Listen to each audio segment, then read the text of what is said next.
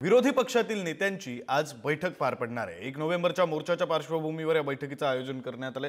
राज ठाकरे, उद्धव ठाकरे, शरद पवार, बाळासाहेब थोरात हे या बैठकीला उपस्थित राहणार आहेत। बैठकीनंतर विरोधकांची पत्रकार परिषद सुद्धा होणार आहे। मतदार याद्यांमधील घोळ आणि मतचोरी विरोधात मोर्चाचं आयोजन 1 नोव्हेंबर रोजी करण्यात आले।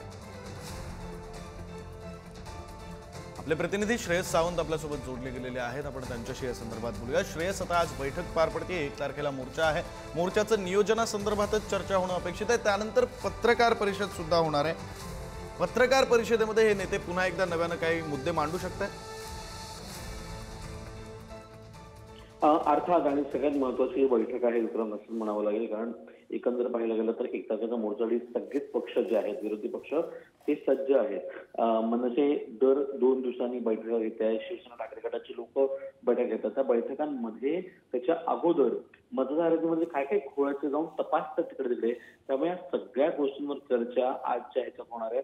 खरं तर आपण बघितलं गेलं तर 1 तारखेचा मोर्चा विक्रांत जो होता तो अगोदर मरीन ड्राईव्ह पासून ते थेट आझाद मैदानपर्यंत होता। मात्र आता तो मोर्चा काशी स्ट्रीट ते सीएसटी स्टेशन म्हणजेच महानगरपालिकेच्या ऑफिस समोर पर्यंत हा मोर्चा होणार आहे।